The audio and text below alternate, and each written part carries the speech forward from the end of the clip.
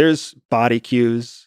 There's microexpressions. I'm not a big fan of, I don't believe that microexpressions alone do anything. I also don't believe that microexpressions without an effective baseline do anything. So don't for a second think that all the people out there pitching that you can tell if someone's lying to you just by looking at their face, it's all baloney. In my world, that's baloney. Like the way you move your eyes or something like that.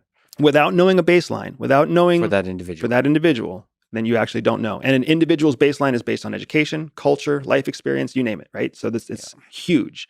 But when you combine facial expressions with body movements, body language, nonverbal cues, and you add on top of that effective elicitation techniques that you are in control of, now you have a more robust platform to tell if someone's lying to you. So there's like a set of like interrogation trajectories you can go down that can help you figure out a person. Technically, they're interview like this podcast. Concepts. Correct. Because an interrogation is something very different than an interview. In the world of professionals, an interrogation is very different. What's the difference? The nature of how relaxed the thing is, or what? So in an interrogation, there's a clear pattern of dominance. There's no equality. Got it. Also, there's no escape. You are there until the interrogator is done with you, right? Anybody who's ever been reprimanded by mom and dad knows what an interrogation feels like. Anybody who's ever been called into the principal's office or the boss's office, that's what interrogation feels like. You don't leave until the boss says you can leave.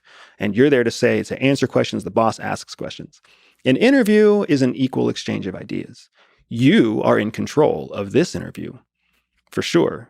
But if we were having coffee, I could take control if I wanted to take control. If I wanted to ask you personal questions, I would. If I wanted to talk to you about your background, I could. Why am I in control of this interview exactly? Because the person in control is the person asking questions. Always. I'm sitting here, as you've spoken about, my power here is I'm the quiet one listening. You're exactly right. Guess where this conversation goes? Yeah.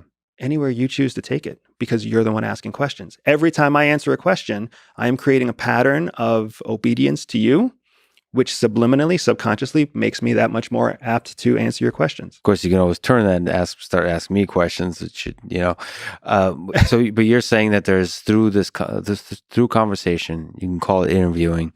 You can start to see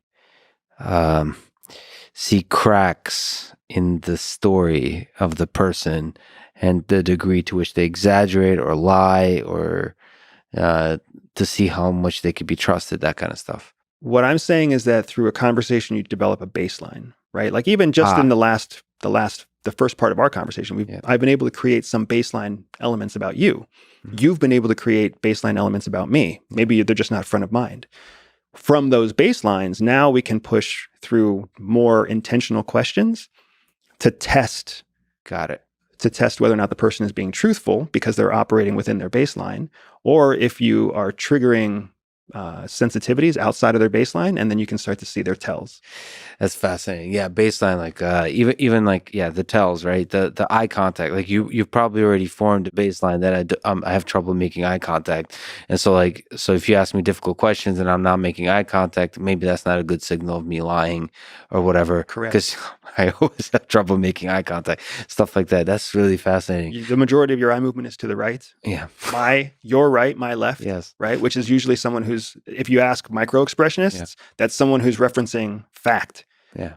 That's not necessarily what's happening for you because you're pulling concepts out of the air. So it's also a place where you reference something other than fact. It's a place for you to find creativity. Yeah. So if I just thought that you were lying because you look up into the right, I would be wrong. That's so fascinating. And a lot of that has to do with like habits that are formed and all those kinds of things, or maybe some right hand, left hand type of situation. Right eye dominance. Yeah, right eye dominance. It's going to make you look to the right. Is this a science or an art? It's a bit of both. I would say that like all good art is taught from a foundation of skills. And those skills are taught in a very structured manner. And then the way that you use the skills after that, that's more of the artistic grace. So I've always called espionage an art. Spying is an art.